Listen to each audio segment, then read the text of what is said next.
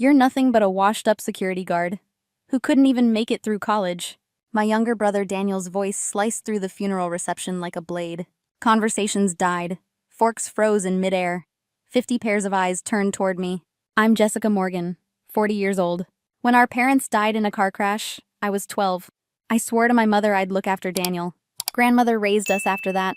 She was the one steady thing in my life. And now, standing 20 feet from her casket, Daniel used her funeral to put me on trial. He jabbed a manicured finger toward me, his tailored suit glowing under the chandelier. Look at her. Discount dress, scuffed shoes. Grandmother always wondered where she went wrong. Laughter and whispers rippled like poison. Aunt Patricia shook her head. Poor Jessica. Never amounted to anything. My cousins nodded along. Pity in their eyes. Judgment in their smirks. I stood silent. The scar above my eyebrow caught the light. My hands clasped tight. This was my family. People who had seen me struggle, who had watched me vanish, and now welcomed me back only to paint me as a failure. Daniel thought this was his moment. He had no idea the next sound in that funeral home would silence him forever. And it didn't come from me. Daniel's words weren't new. They were just louder now. I'd been living with versions of them since I was a kid. When our parents died, people whispered that I'd never hold the family together, that I wasn't strong enough, that Daniel deserved better. I was 12 years old. But instead of being comforted, I was handed a burden, raising a boy only 2 years younger than me. While my friends went to football games and dances, I was scrubbing dishes at the diner, bagging groceries after school, falling asleep on homework at the kitchen table. I worked 3 jobs to crawl through community college, and when the money ran out, no one stepped in. Not Aunt Patricia, not Sarah, not the cousins who now smirk at me.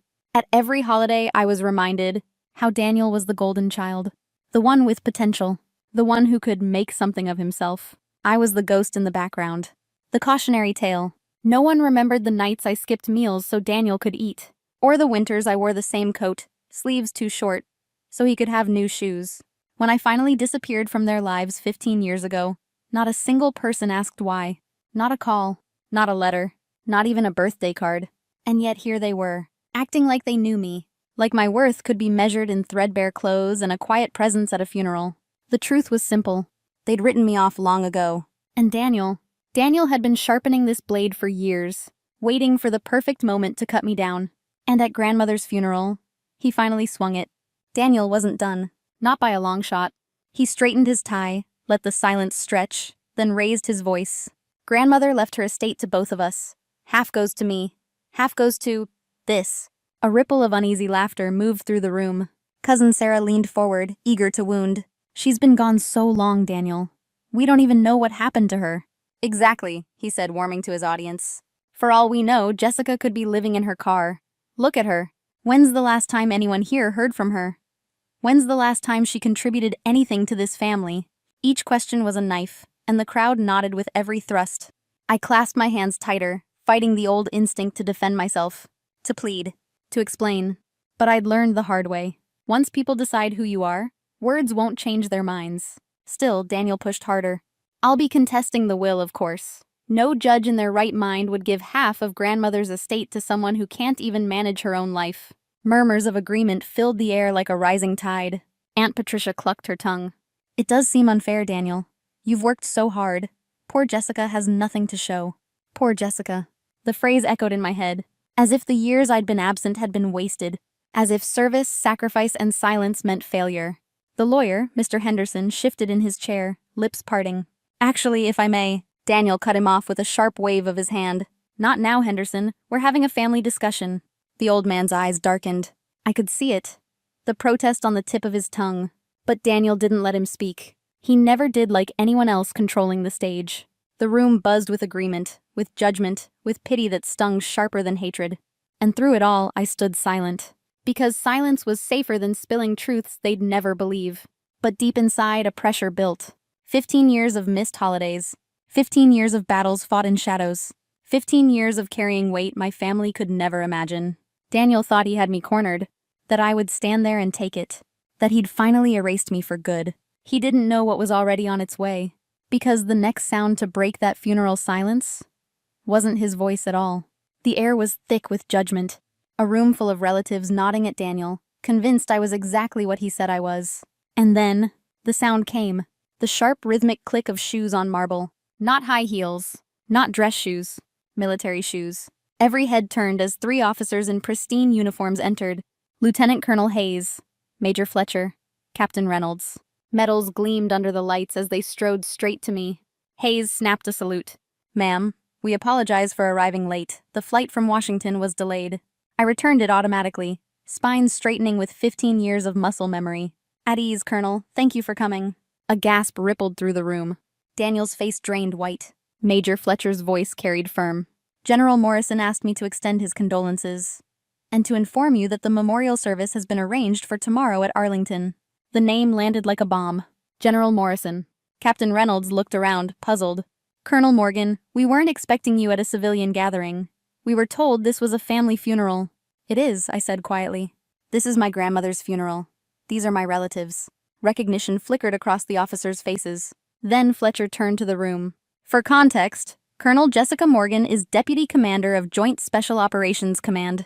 She holds the Distinguished Service Cross, 2 Silver Stars, and the Defense Superior Service Medal, 3 combat tours in Afghanistan, 2 in Iraq. She coordinates operations across 4 geographic commands." Whispers broke. Gasps, the sound of reputations collapsing. Captain Reynolds added, "She's also been selected for promotion to Brigadier General. Her confirmation hearing is next month." The same family who'd mocked my shoes and dress now stared like they'd seen a ghost rise from the coffin. I turned to Daniel, voice steady. "You asked what I do for work." I let the silence breathe, then delivered the truth. "I serve my country." And for the first time, my family finally saw me. But they hadn't heard grandmother's final words yet, and those words would cut deeper than any uniform ever could. The silence after my words was heavy. Then Mr. Henderson cleared his throat. "Your grandmother left one more document. She asked me to read it only if her will was ever questioned." Daniel snapped, "This isn't necessary." But Henderson broke the seal. His voice carried my grandmother's hand. "To my family. Some of you may think Jessica abandoned us, that she chose something else over blood. But the truth is, she never abandoned me. She called every week, sometimes from places she couldn't name. She sent photos of the soldiers she led, the children she protected. She told me of the weight she carried, the nightmares she hid. The room was frozen. Jessica gave up comfort, safety, a normal life, for something greater than herself. She is the finest person I have ever known. If anyone believes otherwise, then they never knew her. And if they never knew her, it's because they never tried." Silence. Then muffled sobs. Daniel's head sank into his hands. Sarah wiped at her face. Aunt Patricia couldn't look at me. I stood tall. "Daniel, you asked what I've given this family. The truth? More than you'll ever understand. While you judged me, I was carrying burdens none of you could imagine." I pulled a folded paper from my purse. "My financial disclosure form. You said I couldn't afford grandmother's house? I could buy 10, but money was never the point. This was about respect, about trust." His voice cracked. "Jessica, I'm sorry." "Sorry doesn't erase the damage," I said. "You tore me down when I needed belief the most. That can't be undone." I swept my gaze across the room. "I forgive you. But forgiveness doesn't mean forgetting." Daniel whispered, "Is there any way to rebuild trust?"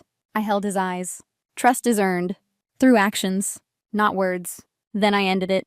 "Grandmother's house? I'm donating it to a foundation for homeless veterans. Too many who actually serve this country are sleeping on the streets tonight. For me to worry about property values." The room collapsed into stunned silence. The stage Daniel built for my humiliation had become his ruin. But as I stepped toward the door, I realized the real victory wasn't over them. It was over the weight I'd carried for 15 years. We walked toward the doors of the funeral home. The uniforms at my side moved in silence. Behind me, my family sat shattered. I didn't look back. I didn't need to.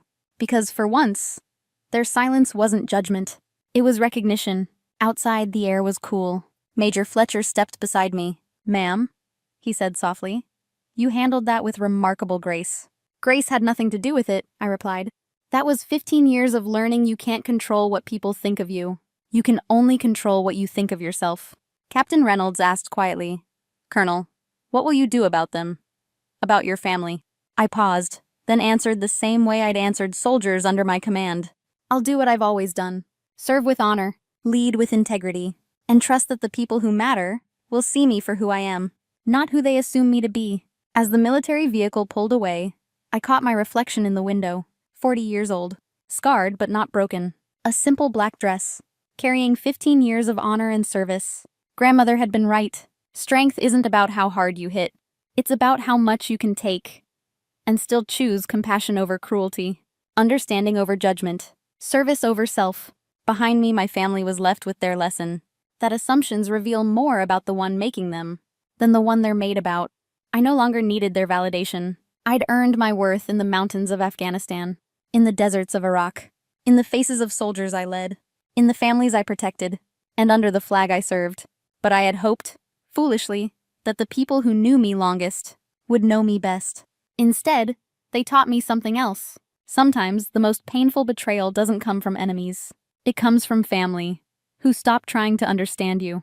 I let out a long breath and chose once again to move forward, because every day is a chance to decide who you want to be. And tonight, I chose to be free. Have you ever been judged unfairly by family? Tell me in the comments, because you are not alone.